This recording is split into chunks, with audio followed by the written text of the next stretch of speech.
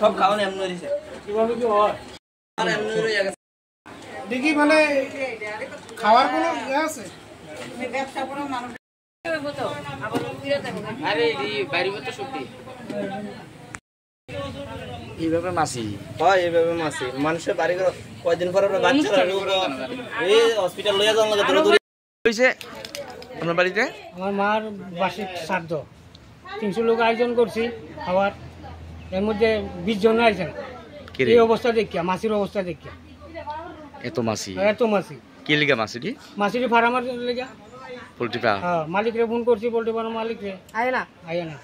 এনে জানে কিন্তু জানে অত্যাচার হইতেছে মাসি বাড়ি করতে তারপর আয় না তাই না এক কাপ চা খাওয়ার কোনো সময় নেই ফার্ম কিন্তু আমি চাষ করতেছে তাই না আমার বাড়িতে এক কাপ চা খাওয়ানোর সময় নেই গোটা এলাকাতে আর আমার লোক আমার বাড়ি তাই না সময় নেই গোটা এলাকাতে এমন মাসি না গোটা এলাকা সে আপনারা মানে এখন কি তা করবেন তাহলে খাওয়ানটি পুকুরে বেলায় দিব আর কি করুন যাব কত টাকার ক্ষয়ক্ষতি হয়েছে কমসে কম 80-90 হাজার টাকা এই জায়গাটার নাম কি দা দক্ষিণ শ্রীরাম চমুনিবার আপনার নাম আমার নাম আশিস কর আপনার মাছ রাজ্য না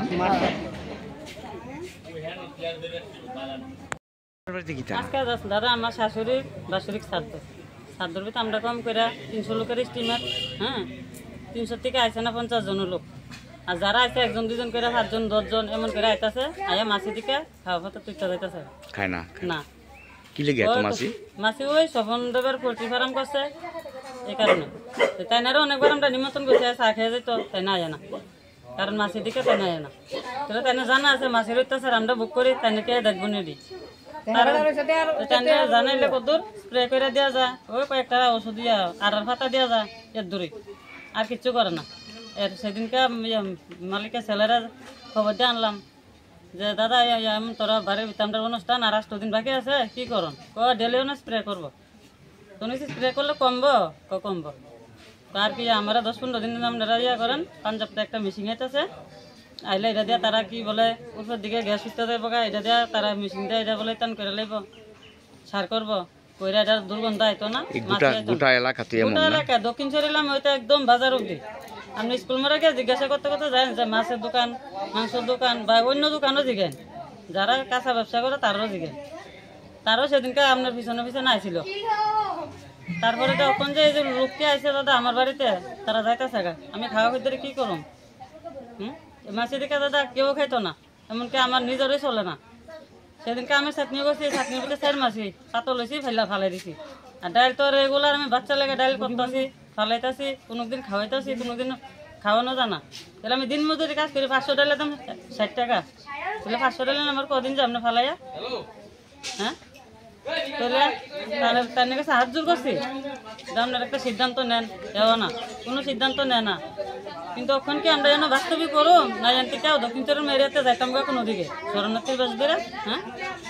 ঘরে ধরে খাড়ে সব কিছু মানে জল লাগলে খাইতেন না আমার ঘরের উপরে দেখেন এই আজকে অনুষ্ঠান যে বেরি রাঁধছে এবারই কইতে পারে নেতা দিয়ে 60টা ফালাইতেছে বেগুন নিতে বললাম কি করুন আমরা কি জানো কি বাস্তবিক করুন না থাকুন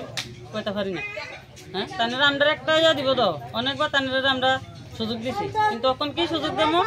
এখন আমি জায়গা জানাবো জানাই ছেড়ে সব লোক ফারাই দেবো ভাঙ্গ বাঘ মারা ফারাম কিন্তু ভাঙ্গালাইছে সেই কথাটা কিন্তু সবাই জানে তারা যে কইলে তারা কয় চুপ এইসব কথাই আলোচনা হইতো না কিন্তু আমি কাজ করেছি কম মাস করছি যাতে তখন বুঝছি মানে এই কথা আলোচনা করে নেই আনো কলামের কাজে জায়গা হইতো না বের করে দেবো হ্যাঁ তাহলে আমি ফেরত দিয়া তখন কাজে ঢুকছি ফেরত দিয়া করছি কয় মাস যাকে এরপরে করুম না করুম এটা আমার ব্যাপার তখন যে মাছি যন্ত্রণা আমরা কাজ করে মানুষের ক্ষেত মুনি দিয়ে বাদ কামো তো এইসব কাজ ভালো পাইনি তো গন্ধ আছে দাদা 8 করে আমরা আমার বাড়ি থাকেন আধা ঘন্টা কিভাবে গন্ধরা আয়া তখন কত শুনতে যায় তখন কেন যে হাসা সত্যি কইছি না মিথ্যা কইছি দাদা আপনার নাম কি আমার নাম অনিমা দত্তকর আজকে নিমন্ত্রিত কেউ আইছে না আজকে নিমন্ত্রণ কেউ আইছে না আর আমার যে ওই যে একটা ছোট্ট একটা একসালা রান্নাঘর এটা ভিতরে গিয়ে একদম কালো হয়ে রয়েছে মাছি আর বারিন্দা তো দেখছেন না ছবি তুলছেন তাহলে কেমনে করুম আমি রাত্রেও ঘুমাইতে পারি না মশারের ভিতরে মাছি আছে একটা বাচ্চা ওই তো বাচ্চারা কানা দিয়ে রুহে ইয়া দিয়ে রুহে সারাদিন দরজা বাড়িতে মোবাইলটা দিয়ে ভয় দিয়ে রাখি কেউ বিশ্বাস করবো? বাড়ির ভিতরে বাচ্চা আছে না আছে কেউ করতে পারতো না।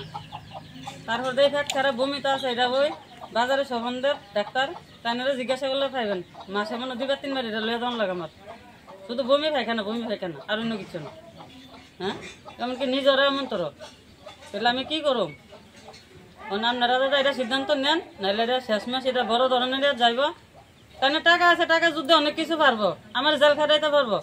সব কিছু করতে পারবো, কিন্তু মাছের অত্যাচার সহ্য করতো না কেউ। তাহলে আমি কোনো কইছি আমি দ্বিতীয়বার আপনার আমার সামনে যাবেন এমনি কমো বা আরেকবার মাছি হইলে আপনারা জানামো।